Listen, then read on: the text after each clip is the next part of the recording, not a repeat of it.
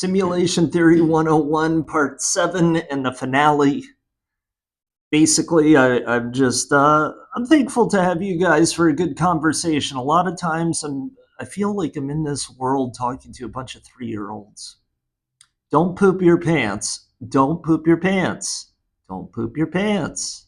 Don't poop your pants. Don't poop your pants. And then they poop their pants. So it's nice to actually be on a platform where there's a lot of 3-year-olds doing dances and a lot of 3-year-old based content, and find somebody like you that is somebody like me that we can have great conversations and at least open up the doors of opportunity to learning new things.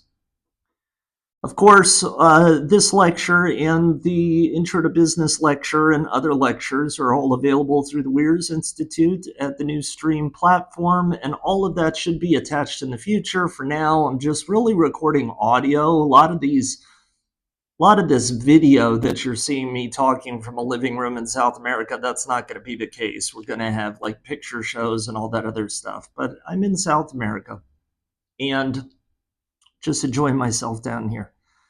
And yeah, I mean, I gotta work with what I got for now, and eventually we'll be making modifications. And the platform's great. We've done a lot of beta testing. We're about to unroll a lot of that stuff.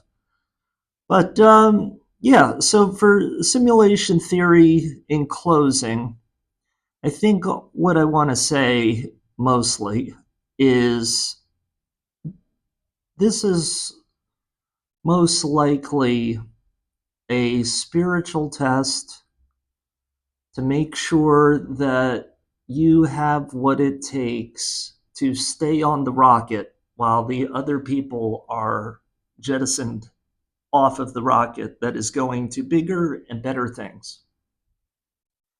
If you're the type of person that can learn and can adapt and can change with the times, you know that technology is constantly escalating. Everything is escalating. All these people that don't have that capability are being laid off. They're going to be put on some government payroll. They're going to be attached to the matrix somehow. They're not really going to contribute because they don't really contribute. And hopefully, just hopefully, all of this is just some type of simulation and that stuff doesn't even matter anyway. Because I've done the math, if you do the math and you think about it, just Google it if you want.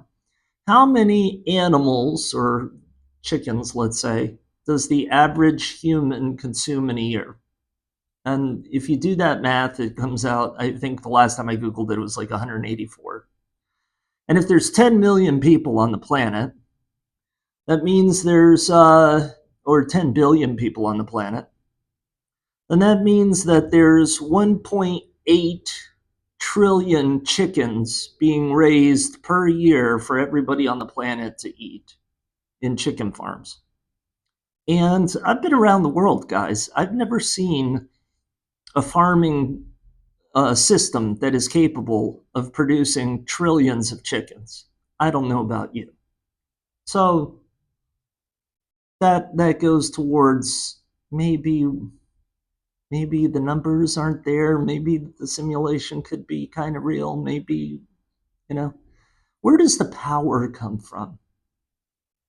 Like, where's all the electricity come from? I always wonder. Because, like, I know people who work for the power company. I know a lot of them.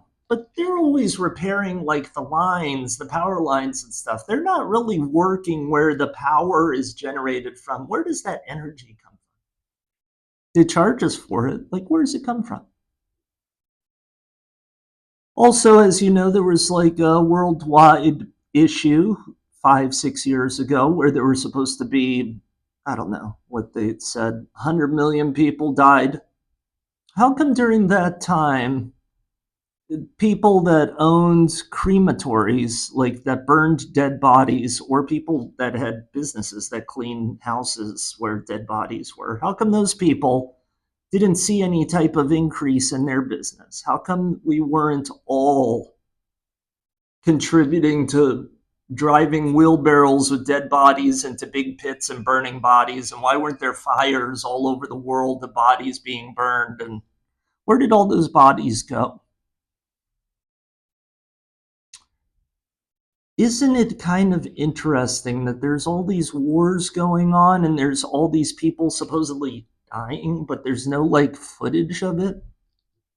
Like, if there's a million people that die on the other side of the earth, wouldn't you think that we would see at least some footage of maybe 10,000 people being killed? Versus like all these people from those countries that have influxed or moved over to other countries. Is it perhaps possible that the million people that supposedly died is the same number of people that supposedly have flooded cities all over other parts of the world? Isn't it kind of weird that certain countries would kick people out of the countries that don't have the right paperwork but are willing to do all of the work that nobody else wants to do for pennies on the dollar, like working at farms? Isn't that a little bizarre? I mean, there's so many things that I have questions about, that I just think the numbers just don't add up. Like nothing adds up. It all seems like bullshit to me. If there's 10,000 flights going on a day, right? Where are all the damn planes? 10,000 flights, I should be seeing in my part of the world at least 100 airplanes flying over. Where are they at? I lived next to one of the largest military base in America, MacDill Air Force Base, and for 3 years. And it was up until like 2 years ago I stopped living there. But so from 5 years ago till like 2 years ago, I lived right there. You know how many fighter jets I saw flying in and out of that place? Like two. Like two. So if the military is so damn big, why is there not hundreds of fighter jets flying in and out of everywhere? Like, it just doesn't, it seems like the stories and the news and all of this shit is just bullshit. And I bring this to people's attention, and I have in media over the past like 8 years, and I've been deplatformed like 20 different times for talking about this stuff. But, you know, we are advancing, and there are sites like Newsstream where we can have more in-depth conversations about this. Like, I don't know if you know anything about 9/11. There was a tower that just fell, right? And then there was a plane that just randomly crashed in the dirt before it fell. Doesn't it kind of seem like that plane was supposed to hit that building and then it didn't hit that building, but the building was already set to fall on its own? Isn't that kind of weird? Does anybody else think that maybe there's something going on that we are now starting to uncover? And the deeper and the more we know, the more something is trying to shut down our information. How you can't even talk about a particular military without being a damn Nazi. Bizarre. I talk about a lot more of this type of stuff and stuff that is actually going to help you personally on the Newsstream Network. I invite you guys over. I can't wait to see you there. For $5 a month, we are going to have fantastic conversations. I promise you that I am going to use that $5 a month to support myself and have the very best life that I can. Have a great day.